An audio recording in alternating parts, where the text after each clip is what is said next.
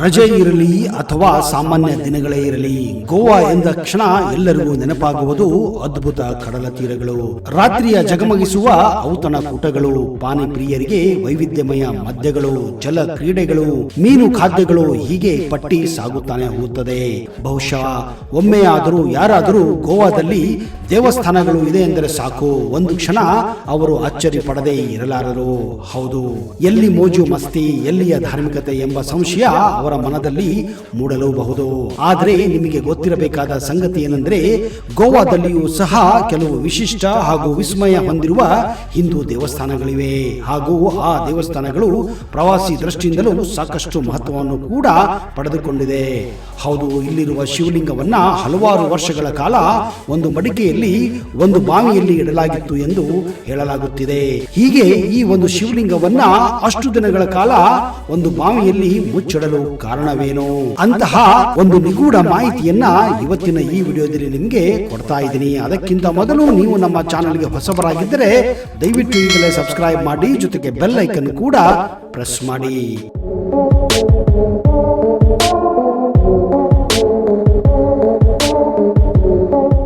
ನಮಸ್ಕಾರ ಸ್ನೇಹಿತರೆ, ನಿಮಗೆಲ್ಲ ಆತ್ಮೀಯ ಹಾಗೂ ಅದ್ದೂರಿ ಸ್ವಾಗತ. ಹೌದು, ಇವತ್ತು ನಾನು ನಿಮಗೆ ಗೋವಾದ ಅತಿ ಪ್ರಸಿದ್ಧ ದೇವಾಲಯ ಮಂಗೇಶಿ ದೇವಸ್ಥಾನದ ಬಗ್ಗೆ ಹೇಳ್ತಾ ಇದ್ದೀನಿ. ಈ ಮಂಗೇಶಿ ದೇವಸ್ಥಾನವು ಗೋವಾದ ಪೋಂಡಾ ತಾಲೂಕಿನ ಪ್ರಿಯೋಲ್ ಬಳಿ ಇರುವ ಮಂಗೇಶಿ ಎಂಬ ಗ್ರಾಮದಲ್ಲಿ ಇದೆ.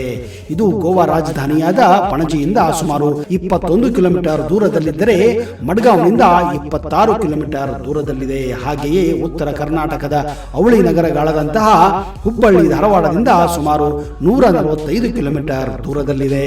ಶಿವನಿಗೆ ಮುಡುಪಾದ ಈ ದೇವಸ್ಥಾನವು ಗೋವಾದಲ್ಲಿ ಅತಿ ಹೆಚ್ಚು ಭೇಟಿ ನೀಡುವ ದೇವಸ್ಥಾನಗಳಲ್ಲಿ ಒಂದಾಗಿದೆ.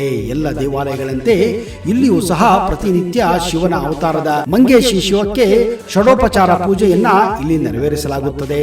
ದೇವಸ್ಥಾನದ ಮೂಲವು ಮಡ್ಗಾವ್ನಲ್ಲಿರುವ ಕುಶಸ್ತಿ ಸ್ಥಳದಲ್ಲಿದೆ.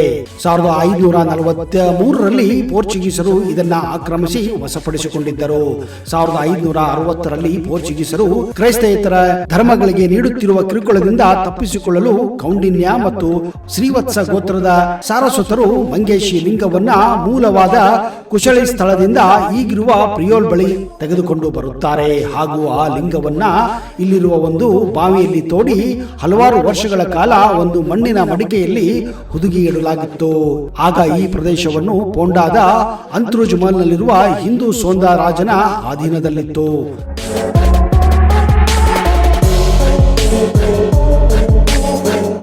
ಆಮೇಲೆ ಸ್ಥಳಾಂತರಗೊಂಡಾಗಿದ್ದರಿಂದ ಈ ದೇವಸ್ಥಾನವನ್ನ ಮರಾಠರ ಆಳ್ವಿಕೆಯಲ್ಲಿ 2 ಬಾರಿ ಹಾಗೂ 1890ರಲ್ಲಿ ಇನ್ನೊಮ್ಮೆ ಜೀರ್ಣೋದ್ಧಾರ ಕೂಡ ಮಾಡಲಾಗುತ್ತದೆ.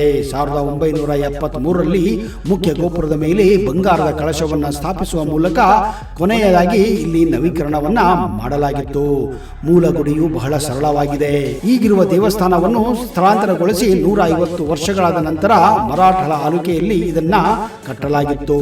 ಪೇಶ್ವಾಗಳು ತಮ್ಮ ಸರ್ದಾರನಾದ ಶ್ರೀ ಮಂಗೇಶನ ಭಕ್ತನಾದ ರಾಮಚಂದ್ರ ಮಲ್ಹಾರ್ ಸುಲ್ತಾನ್ಕರ್ ಅವರ ಸಲಹೆ ಮೇರೆಗೆ ಮಂಗೇಶಿ ಹಳಿಯನ್ನ ಈ ದೇವಸ್ಥಾನಕ್ಕೆ ದಾನವಾಗಿ ನೀಡಿದ್ದರು. ದೇವಸ್ಥಾನ ಕಟ್ಟಿದ ಕೆಲವೇ ವರ್ಷಗಳಲ್ಲಿ ಅಂದರೆ 1763ರಲ್ಲಿ ಈ ಪ್ರದೇಶ ಕೂಡ ಪೋರ್ಚುಗೀಸರ ಆಳ್ವಿಕೆಯಲ್ಲಿ ಬರುತ್ತದೆ.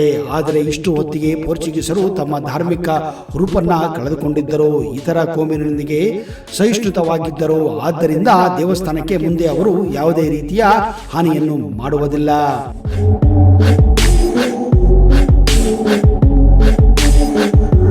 ಮುಖ್ಯ ದೇವಾಲಯವು ಶಿವನ ಅವತಾರವಾದ ಭಗವಾನ್ ಮಂಗೇಶನಿಗೆ ಸಮರ್ಪಿತವಾಗಿದೆ. ಮಂಗೇಶನನ್ನ ಶಿವಲಿಂಗ ರೂಪದಲ್ಲಿ ಇಲ್ಲಿ ಪೂಜಿಸಲಾಗುತ್ತದೆ. ದಂತಕಥೆಗಳ ಪ್ರಕಾರ ಒಮ್ಮೆ ಶಿವನು ತನ್ನ ಹೆಂಡತಿ ಪಾರ್ವತಿಯನ್ನು ಹೆದರಿಸಲು ಹುಲಿಯ ರೂಪ ತಾಳಿದ್ದನು. ಪಾರ್ವತಿಯು ಹುಲಿಯನ್ನು ನೋಡಿ ಭಯಭೀತಗೊಂಡು ತ್ರಾಹಿಮಾಂ ಹರೀಶ್, ತ್ರಾಹಿಮಾಂ ಗಿರೀಶ್ ಅಂದರೆ ಓ ಬೆಟ್ಟಗಳ ದೇವರೇ ನನ್ನನ್ನು ಕಾಪಾಡು ಎಂದು ಕೂಗುತ್ತಾ ಶಿವನನ್ನು ಹುಡುಕುತ್ತಾ ಅವಳು ಕಾಡಿನಲ್ಲಿ ಹೋಗುತ್ತಾಳೆ. ಇದನ್ನು ಕೇಳಿ ಶಿವನು ತನ್ನ ಸಹಜ ರೂಪಕ್ಕೆ ಹಿಂದಿರುಗುತ್ತಾನೆ. ಮಾಂ ಗಿರೀಶ್ ಎಂದು ಸಂಬೋಧಿಸುತ್ತಾನೆ. ಅಂದರೆ ನಾನು ಗಿರೀಶ ಎಂದು ಶಿವನು ಹೇಳುತ್ತಾನೆ.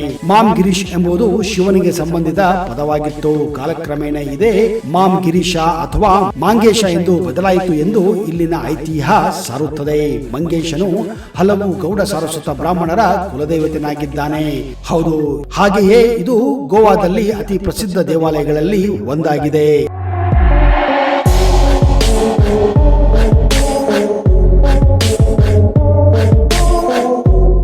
ಗೋವಾದಲ್ಲಿ ಇನ್ನೂ ಹಲವಾರು ಪ್ರಸಿದ್ಧ ದೇವಾಲಯಗಳಿವೆ. ಅವುಗಳಲ್ಲಿ ಶಾಂತದುರ್ಗ ದೇವಸ್ಥಾನ.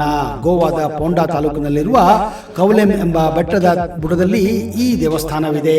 ಗೋವಾ ರಾಜಧಾನಿ ಪಣಜಿಯಿಂದ ಸುಮಾರು 33 ಕಿಲೋಮೀಟರ್ ದೂರದಲ್ಲಿರುವ ಈ ಶಾಂತದುರ್ಗ ದೇವಸ್ಥಾನವು ದುರ್ಗೆಯ ಅವತಾರವಾದ ಶಾಂತದುರ್ಗೆಗೆ ಮುಡುಪಾಗಿದೆ.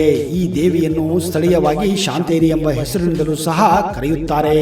ಮೊದಲಿಗೆ ಈ ದೇವಸ್ಥಾನವು ಮುಂಬೈ ಬಳಿಯಲ್ಲಿರುವ ಸಾಲ್ಸೆಟ್ ಎಂಬ ದ್ವೀಪದಲ್ಲಿತ್ತು. ಪೋರ್ಚುಗೀಸರು ಭಾರತಕ್ಕೆ ಬಂದಾಗ ಅದನ್ನು ನಾಶ ಮಾಡಲು ದೇವಿಯ ವಿಗ್ರಹವನ್ನು ಈಗಿರುವ ಗೋವಾದ ಕೌಲೆಮ್ ಎಂಬ ಗ್ರಾಮದಲ್ಲಿ ಸ್ಥಾಪಿಸಲಾಗುತ್ತದೆ. 1730ರಲ್ಲಿ ದೇವಸ್ಥಾನದ ಅಡಿಪಾಯದ ಕಲ್ಲನ್ನು ಹಾಕಿ 1738ರಲ್ಲಿ ನಿರ್ಮಾಣವನ್ನ ಪೂರ್ಣಗೊಳಿಸಲಾಗಿತ್ತು.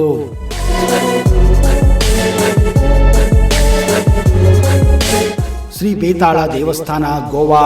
ಶಿವನ ಯೋಧ ರೂಪವಾದ ರುದ್ರನ ಅವತಾರವಾಗಿ ಪೂಜಿಸಲಾಗುವ ಬೇತಾಳನಿಗೆ ಮುಡಿಪಾದ ದೇವಸ್ಥಾನವೇ ಈ ಬೇತಾಳೇಶ್ವರ ದೇವಸ್ಥಾನ.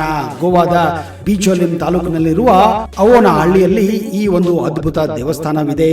ಶಿನಾರಿ, ಗಾವಾ, ಫಡಾಟೆ ಮುಂತಾದ ಕುಟುಂಬಗಳಿಂದ ಪೂಜಿಸಲ್ಪಡುವ ಈ ಬೇತಾಳವು ಈ ಹಳ್ಳಿಯ ಗ್ರಾಮ ದೇವತೆಯೂ ಆಗಿದೆ.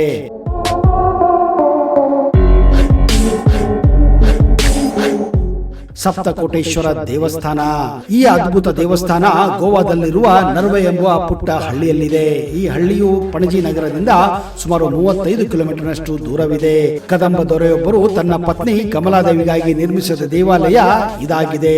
ಈ ದೇವಾಲಯವನ್ನ ಮಾಂಡೋವಿ ನದಿಯಲ್ಲಿರುವ ದಿವರ್ ಎಂಬ ನಡುಗಡ್ಡೆಯಿಂದ ಫೆರ್ರಿ ಮೂಲಕ ನೀವು ಅಂದ್ರೆ ದೋಣಿ ಮೂಲಕ ಮಾತ್ರ ನೀವು ತಲುಪಬಹುದಾಗಿದೆ. ಈ ದೇವಸ್ಥಾನದಲ್ಲಿ ಪ್ರತಿ ವರ್ಷ ಫೆಬ್ರವರಿ ತಿಂಗಳಲ್ಲಿ ಅದ್ಭುತವಾದಂತಹ ಜಾತ್ರೆ ಕೂಡ ನಡೆಯುತ್ತದೆ.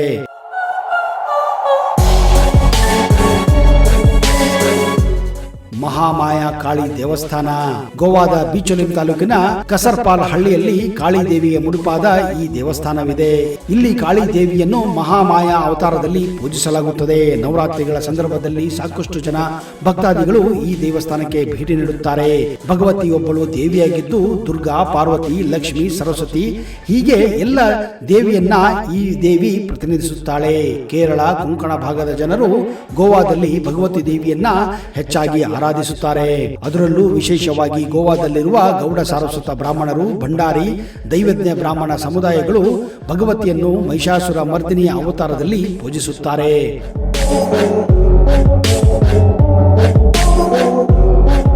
ನೋಡಿದಿರಾ ಸ್ನೇಹಿತರೆ, ಗೋವಾ ಕೇವಲ ಬೀಚ್ಗಳಿಗಾಗಲಿ, ಮದ್ಯಕ್ಕಾಗಲಿ ಅಥವಾ ಸಮುದ್ರಕ್ಕಾಗಲಿ ಹೆಸರುವಾಸಿಯಾಗಿಲ್ಲ. ಜೊತೆಗೆ ಇಂತಹ ಹಲವಾರು ದೇವಾಲಯಗಳನ್ನ ಇಲ್ಲಿ ನೀವು ಕಾಣಬಹುದು. ಮುಂದಿನ ಸಾರಿ ನೀವೇನಾದರೂ ಗೋವಾಕ್ಕೆ ಹೋದರೆ ವಿಶೇಷವಾಗಿ ದೇವಸ್ಥಾನಗಳನ್ನು ನೋಡಲು ಒಂದು ಪ್ಲಾನ್ ಅನ್ನ ಮಾಡಿ ಹಾಗೂ ಇಲ್ಲಿರುವ ಅದ್ಭುತ ದೇವಸ್ಥಾನಗಳನ್ನು ಭೇಟಿ ಕೊಟ್ಟು ಆ ದೇವಸ್ಥಾನದಿಂದ ಆ ದೇವರ ಆಶೀರ್ವಾದವನ್ನು ಪಡೆದು ನೀವು ಕೂಡ ಪುನೀತರಾಗಬಹುದು. ಇಂತಹದೇ ಅದ್ಭುತ ಮಾಹಿತಿಯೊಂದಿಗೆ ಮುಂದಿನ ಸಂಚಿಕೆಯಲ್ಲಿ ಮತ್ತೆ ಸಿಗುತ್ತೇನೆ. ಅಲ್ಲಿಯವರೆಗೆ ಜೈ ಹಿಂದ್, ಜೈ ಕರ್ನಾಟಕ. ನಿಮಗೆಲ್ಲ ಶುಭವಾಗಲಿ.